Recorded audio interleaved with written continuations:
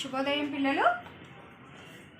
2వ తరగతి పిల్లలకి మా ఒత్తు. మనం ఇంతకుముందు ఒత్తులు చెప్పుకున్నాం కదా, మా ఒత్తు వరకు చెప్పుకున్నాం. కావత్తు, గావత్తు, చావత్తు, జావత్తు అంటూ ఇప్పుడు మాకంటే ముందే వచ్చేది ఏంటి, బావత్తు వరకు మనం చెప్పుకోవడం జరిగింది.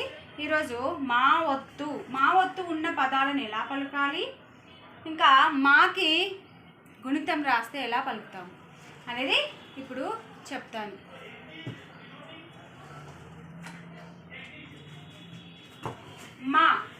మాకు దీర్ఘం ఇస్తే మాకి మా ఒత్తిస్తే మాకి గుణిస్తే మీకి మా ఒత్తిస్తే మాకి కొమ్మిస్తే మూకి మా ఒత్తిస్తే మాకి ఏత్వం ఇస్తే మోకి మా ఒత్తిస్తే ఇక్కడ వరకు ఈ అక్షరాలన్నీ కూడా ద్విత్వాక్షర పదాలు. ద్విత్వాక్షర పదం అంటే ఏంటి, ఒక హల్లుకి దాని యొక్క అచ్చు వచ్చి చేరితే దాన్ని ఒక హల్లుకి ఆ హల్లు యొక్క ఒత్తు వచ్చి చేరితే దాన్ని ద్విత్వాక్షరం అంటారు. లేక ఇక్కడ చూడండి, షాకి మా ఒత్తు క్ష్మా, తాకి మా ఒత్తు త్మా, దాకి మా ఒత్తు ధ్మా, నాకి మా ఒత్తు ధ్మా, పాకి మా ఒత్తు మా, రాకి మా ఒత్తు మా, రాకి మా ఒత్తు ర్మా, లాకి మా ఒత్తు ల్మా, సాకి మా ఒత్తు స్మా, షేకి మా ఒత్తు ష్మా. అంటే ఈ అక్షరాలన్నీ కూడా సంయుక్తాక్షర పదాలు. సంయుక్తాక్షర పదాలను ఏంటంటారు, ఒక హల్లుకి వేరొక హల్లు యొక్క ఒత్తు వచ్చి చేరితే దాన్ని ద్విత్వాక్షర పదము లేక ద్విత్వాక్షరం అంటారు. ఇవన్నీ కూడా ద్విత్వాక్షరాలు. మరి ద్విత్వాక్షరాలు ఏవి? ఇవి ద్విత్వాక్షరాలు. ఇదే హల్లు, మాకు ఉన్నటువంటి ఒత్తు, మా ఒత్తు వీటికే ఉంది కాబట్టి వీటిని ద్విత్వాక్షరాలు అంటారు. వీటిని సంయుక్తాక్షరాలు అంటారు. ఇక్కడ పదాలకు వస్తే అమ్మాయి, మాకు దీర్ఘమిస్తే మా ఒత్తు మా, యా గుడిస్తే అమ్మాయి. అంటే ఇప్పుడు ఇది ఏ పదం? ఇది ద్విత్వాక్షర పదం. బొమ్మ, బాకి ఒత్వం ఇస్తే మాకి మా ఒత్తిస్తే బొమ్మ, ఇది కూడా ద్విత్వాక్షర పదం. ఇక్కడ చూడండి, పద్మము దాకి మా ఒత్తు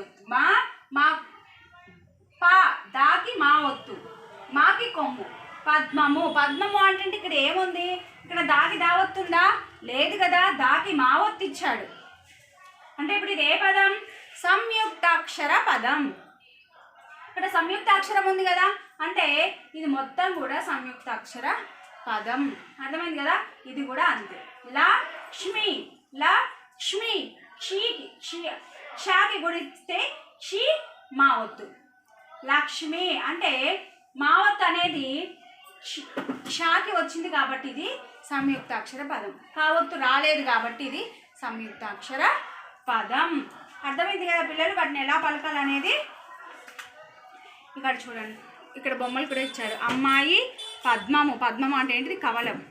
బొమ్మ అంటే డాల్. లక్ష్మీదేవి. ఇక్కడ మీకు పద్యం ఒకటి గేమ్ లాగా ఇచ్చాడు, దీన్ని చదువుకోవాలి.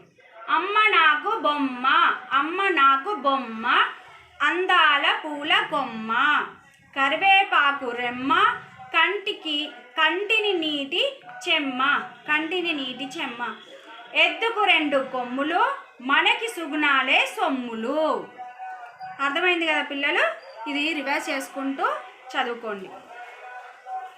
ఇంకా అభ్యాసంకి వచ్చేసరికి జమ్మ తమ్మ, అమ్మ కమ్మ అంటే ఇలాంటి పదాలను ఏమంటారు? జంట పదాలు అంటారు. ఇలాంటి పదాలను ఏమంటారు? జంట పదాలు అంటారు. జమ్మ తమ్మ, అమ్మ కమ్మ, గుమ్మ తుమ్మ, అమ్ము కమ్ము, రమ్ము వమ్ము, కొమ్ము రొమ్ము, ఉమ్ము కుమ్ము, తుమ్మెద తుమ్మెర, కుమ్మరి కమ్మరి, దుమ్ము తుమ్ము. ఇక్కడ వేలు పెట్టి మరీ చెప్పాను కదా ఒక్కొక్క పదం ఏమని పలుకుతారో అది మీరు చూసుకుంటూ పలకండి, నేర్చుకోండి అవి పలకడం. ఇవన్నీ కూడా ద్విత్వాక్షర పదాలు మాత్రమే, ఎందుకంటే మాకి మా ఒత్తే వచ్చింది కాబట్టి అన్ని మా ఉంది మా ఒత్తు ఉంది కాబట్టి ఇవి అన్నీ కూడా ద్విత్వాక్షర పదాలు. అర్థమైంది కదా పిల్లలు? ఇంకా ఈ పదాల ఒత్తులను క్రింది ఖాళీలలో రాయము.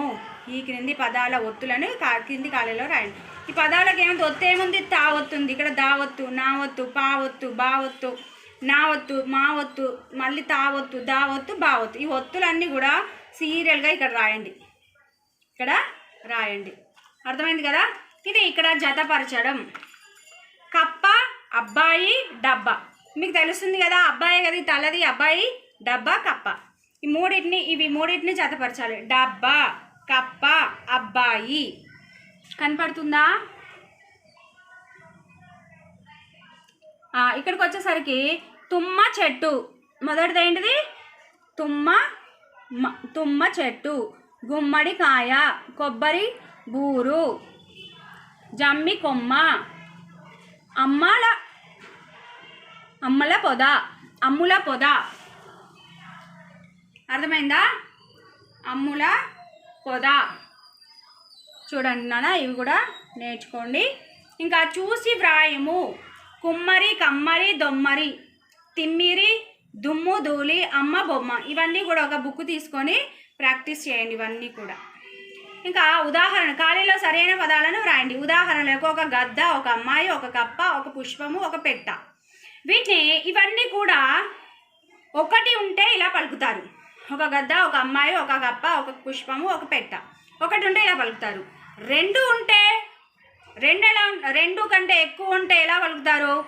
రెండు కంటే ఎక్కువ ఉంటే ఈ పదాలను ఎలా పలుకుతారు అనేది ఇక్కడ ఉంది. 2 గద్దలు, 3 అమ్మాయిలు, 4 కప్పలు, 5 పుష్పాలు, 6 పెట్టెలు. అంటే ఒకటి కంటే ఎక్కువనే ఉన్నాయి కదా, ఉంటే ఎలా పలుకుతారు అనేది చెప్పాను నేను. ఇవి ఎలా పలుకుతారు అనేది మీరు రివైజ్ చేసుకుంటూ వినండి. అర్థమైంది కదా పిల్లలు? ఇవన్నీ కూడా మీరు ఇంట్లో ప్రాక్టీస్ చేయండి ఇవన్నీ కూడా. సరేనా? ఓకేనా? Thank you.